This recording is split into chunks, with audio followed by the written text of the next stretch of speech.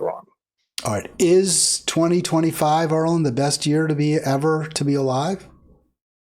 I know Christoph does this a lot. He points out some very important factors, as far as there's less starvation, less poverty, less children, dying when they're young. But I think there's two things he doesn't talk about I think are really, really important. And that is, well, number one is climate change. You got a president now who's not going to do anything about climate change. Climate change could destroy this world because it's already done a lot of damage. Species are dying, and there's been a lot of damage to the environment. And the second thing I think might be even worse, and that is weapons of mass destruction. They've only gotten worse. More and more people are getting them, and they could easily destroy civilization. So, those two things, climate and weapons of mass destruction, have me very, very worried. All right, Arlen, as usual, you are spot on. I would note this is again Halitics, so do if you haven't yet, please click like, please click subscribe, and if you want to join us, you can 240-242-5646. And you know what I forgot to do is I forgot to test my ringer. I got to do that because the ringer doesn't always work unless I test it a few times. So I got to do that. And also, Arlen, I haven't had you on in a while, so I'm kind of getting back in the swing of having a guest, but. I do hope people, if they haven't yet done so, please click subscribe. And don't forget that Halitics on Facebook either. I think it's a really nice resource for us to, excuse me, to chat off air. So, Arlen, you are right. He does talk about infant mortality, and that's a pretty important topic, I think. Yeah, it's all true. That there is progress in a lot of areas. There's no doubt about it. I just wonder how long the civilization has, more than a generation or two before we're totally destroyed. And that's what scares me the most. I'm with you on that, Arlen. He does mention, you threw out the child poverty. You threw out both the child mortality and poverty. So those were right there front and center. And I have to say that to me, and I mentioned as my little irony or sarcasm or whatever word you want to use on Facebook, that I'm not a glass half empty guy. I'm a glass completely empty guy. But when I look at these metrics, I think they're relevant. I really do. I mean, it is better. Look, human beings are human beings, and nobody wants their child to, except if you're a real sociopath, you want your child to live. And more babies are living. That's a really good thing. And I think, poverty is so life destroying. And we don't, I think, as a society, recognize how bad it is, how harmful it is, how destructive it is. In America, poverty rates are going up. But worldwide, and I think this is absolutely accurate. I did a little checking. I don't ever buy anybody without checking. Yeah, this is a good thing. Now, there are caveats, right? Maybe you're not definitionally in extreme poverty, but you're working 12 hours a day in a sweatshop. That's not much of an improvement, right? There's a lot, and that goes to partly your environmental issue, Arlen. But I have to at least consider these as relevant. He does talk about war a little bit, and even with war, even with Gaza, even with Congo, even with Sudan, apparently infant mortality and poverty is down. Yeah, I don't doubt what he's saying. And he's right. There's been a lot of progress on these issues of, childhood poverty and all these things are right. And we have, historically, we are getting better in so many ways.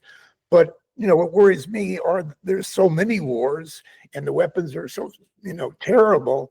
And, there's going to be people that don't want to use those weapons. That's what scares me. And if we don't, step up and do something about climate change, we saw what happened in California, all the wildfires. That's just one of, thousands of problems people are having with climate change. Yeah, the sixth great extinction human caused is getting only worse. Arlen, though, here's one more metric. Literacy rates continue to increase. All right, so let's get you now. You mentioned the environment, you mentioned endless war, and to be fair to Christoph, who I think is one of your all-time favorites, he does bring that up. So here's his comment in his column. Climate change is growing peril, of course, but stunning improvements in solar, wind, nuclear, and other tech offer a credible path. Where do you fall on that one? Well, I think he makes good points, and there is there are good things like that going on, and that may improve society. We don't know. We'll just have to wait. But I just worry about the really big ones that could destroy civilization. That's what. This is that, right? This is the climate crisis that he's talking about, the climate holocaust, as I call it. And he's saying, hey, we can we can invent our way out of it. I find that not persuasive, to be perfectly honest. I think the only way we can address the climate catastrophe is to consume less. We're not going to grow our way out of it with new advances. It's just not happening. We've had all these advances, and yet we continue to extract and consume more fossil fuels every year than the year before. That's another issue that I think people don't think about or talk about, and that's overpopulation. There's just too many people on this globe, and they're depleting our resources. And it's everywhere you go to some like tourist attraction like I've done, and everything's going to be crowded. There's going to be long lines everywhere. There are just too many people on this globe, and nobody's talking about it. Too many people consuming too much per person, and in fact, that's, I guess, the cloud or the fly in the ointment of reduced poverty is people. If you're out of poverty, it means you're consuming more.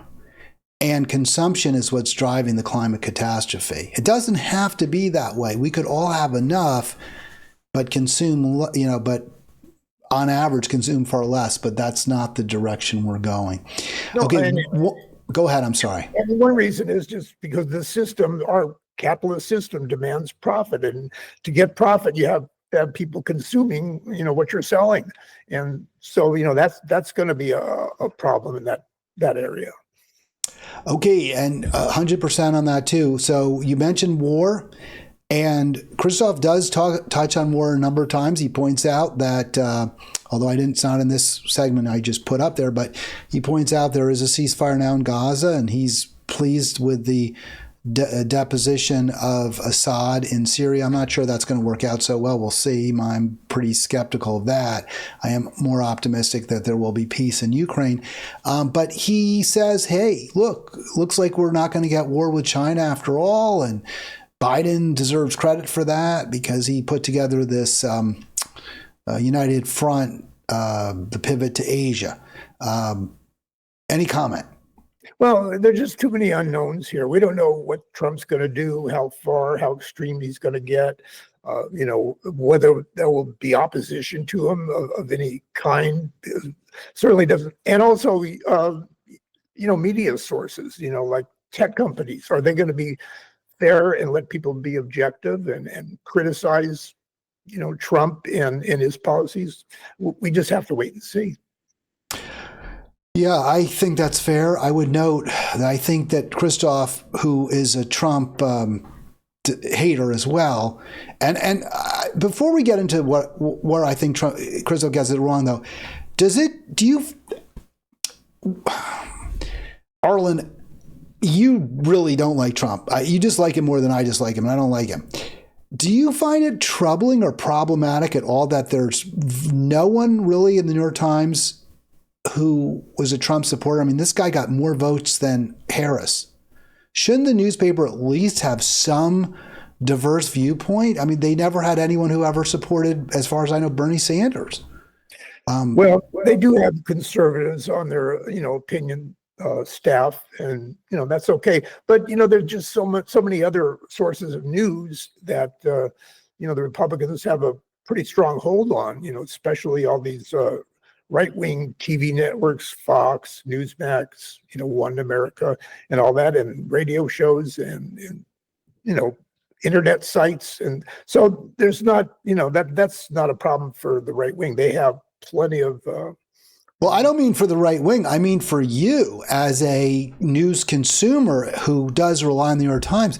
Doesn't it cause you to question how objective they are, how much you can really truly rely on them to tell you all the news that's fit to print? Well, I like the New York Times. I think they've built a reputation over the years, and I think they're pretty good. As far as their news items, they get things wrong, of course. Everybody does, but overall, I don't think there's a better newspaper around than the New York Times. I'll tell you what does bother me, though. MSNBC, which is considered, the only good Democratic liberal source, other than maybe CNN, never has anybody on the other side. They don't have any right wing. Trumpies hardly at all, which at least Fox does give both points of view a fair chance sometimes. So I would like to see more of that coming from MSNBC, more conservatives, more Trumpies, and then we can, make our decisions better. Well, that's interesting. I hadn't thought of that because I never watch MSNBC, but that's a good point. So I put this back up. I showed it before. Christoph gives Biden credit for this common front to deter China, and I'm okay with that. I don't know enough about it to opine, but again, I think there's a little bit of an injustice to Trump, and here's why I say that, Arlen. I think a big reason China may be less of a risk or less dangerous to us is because they're economically in the doldrums. The China economy is not doing very well. And part of that may well be because of the Trump tariffs that did target China and did reduce to a degree our consumption of Chinese output. And Christoph doesn't mention that. I think he should. Well, the Chinese are certainly manufacturing a lot of things and selling a lot of things like cars. So, they can recover, and they certainly are going to be a problem for us because of their population and, their aggression with the Xi and all that. We don't know. We just have to wait and see and hope we get the right leadership on that.